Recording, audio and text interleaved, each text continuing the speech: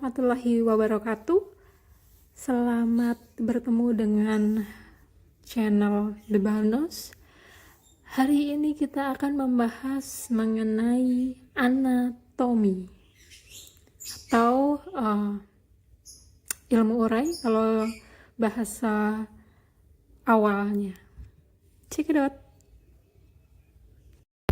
Untuk mengetahui perubahan yang terjadi pada tubuh orang sakit, kita harus terlebih dahulu mengenal atau mengetahui struktur dan fungsi setiap alat dari susunan tubuh manusia yang sehat dalam kehidupan sehari-hari.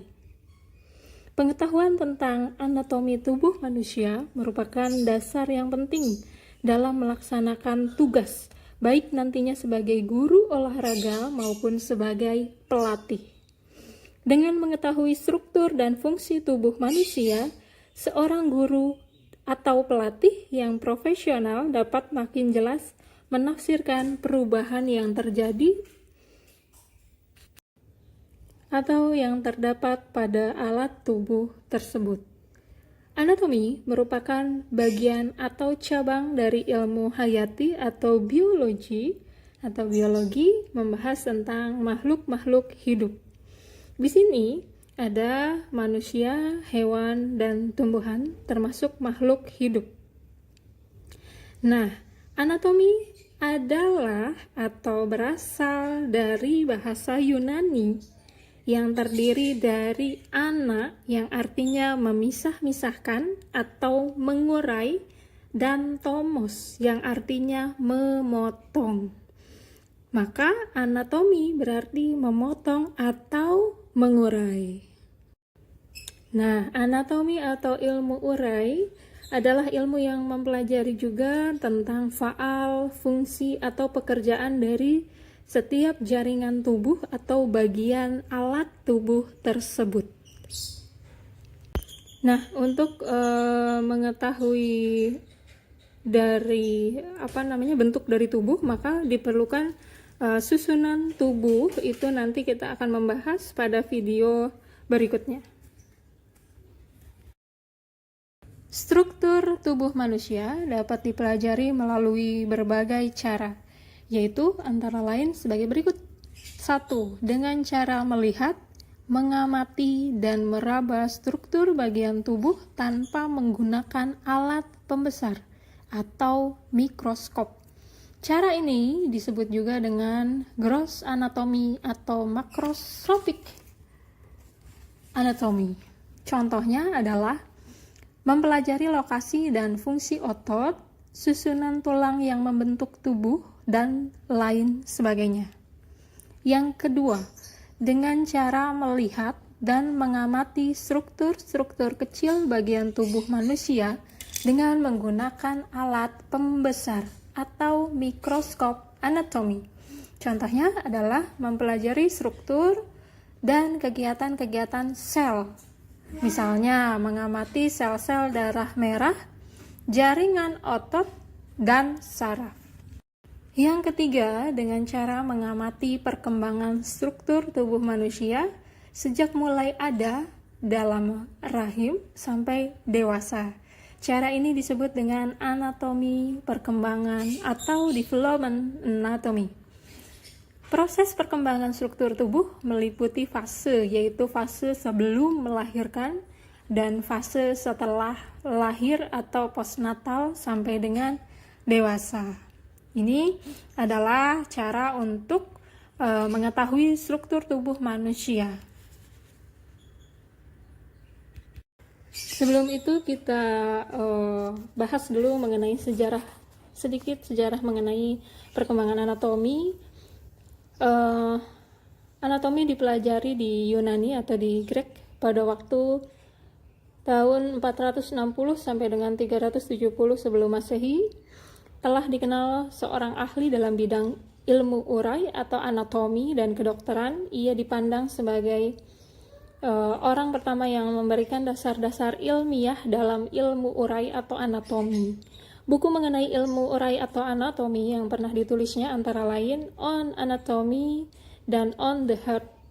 Kemudian dikenal dengan Aristoteles. Kalau yang tadi sebelumnya itu ada Hippocrates ya. Nah, yang sekarang Aristoteles itu pada tahun 384 sampai dengan 322 sebelum Masehi dalam bidang ilmu urai atau anatomi. Pengetahuan mengenai ilmu urai atau anatominya ini banyak dipengaruhi oleh Hippocrates. Selain itu, ia juga merupakan salah satu murid Plato, yaitu pada tahun 427 sampai dengan 367 sebelum Masehi. Aristoteles lah yang mula-mula memberikan dasar-dasar dalam ilmu urai atau anatomi komparatif. Buku mengenai anatomi yang pernah ditulisnya antara lain adalah History of Animal. Selanjutnya ada Theopratus, yaitu tahun 370 sampai 287 sebelum Masehi.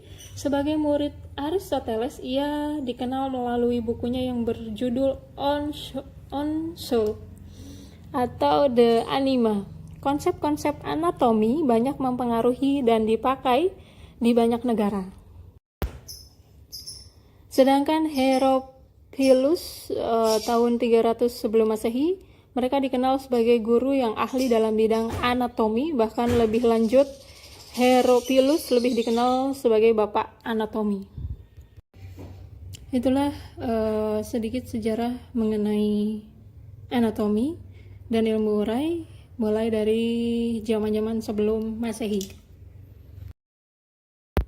Kemudian kita masuk ke dalam struktur tubuh manusia yang paling kecil, dimulai dari sitologi, yaitu tentang struktur sel. Nah, di dalam sel ini yaitu bagian terkecil dari tubuh manusia yang hanya bisa dilihat melalui mikroskop. Baik tumbuhan maupun hewan terdiri dari susunan sel yang teratur bentuk dan susunannya. Kemudian ini adalah bagian-bagian sel. Yang pertama, dinding sel atau selaput sel, yaitu selaput sel yang tipis melindungi sel atau bagian sel yang ada di dalamnya. Dinding sel berfungsi untuk memberikan kesempatan masuknya zat yang diperlukan dan mengeluarkan zat-zat yang tidak diperlukan. Dua, yaitu ada protoplasma, merupakan badan sel yang terdiri dari suatu zat yang kental yang di dalamnya mengandung suatu larutan koloid dari protein, hidrat arang, lemak, garam, vitamin, dan air yang berguna untuk pertumbuhan sel. Protoplasma dengan ini disebut dengan sitoplasma. Kemudian ada inti sel atau nukleus, pada umumnya terletak di tengah sel. Merupakan pusat kegiatan kimiawi untuk hidupnya, mengatur pertumbuhan, perkembangan, dan pembelahan sel. Di dalam inti sel ini terdapat anak inti yang disebut nukleus. Di samping itu terdapat suatu bahan yang disebut dengan linin atau benang-benang berbentuk jalan. Dan di antara pembelahan sel akan berubah menjadi kromosom atau pembawa sifat keturunan. Di samping bagian tersebut, di atas masih ada bagian-bagian lain dari sel yang terdapat di bagian sitoplasma, yaitu ada sentrosom, kemudian vakuola, kemudian ada mitokondria. Juga ada badan Golgi, itu merupakan bagian-bagian dari inti sel. Oke, baik, sekian video untuk anatomi hari ini. Sampai bertemu dengan video selanjutnya. Terima kasih, semoga bermanfaat. Sehat selalu untuk semua. Wassalamualaikum warahmatullahi wabarakatuh.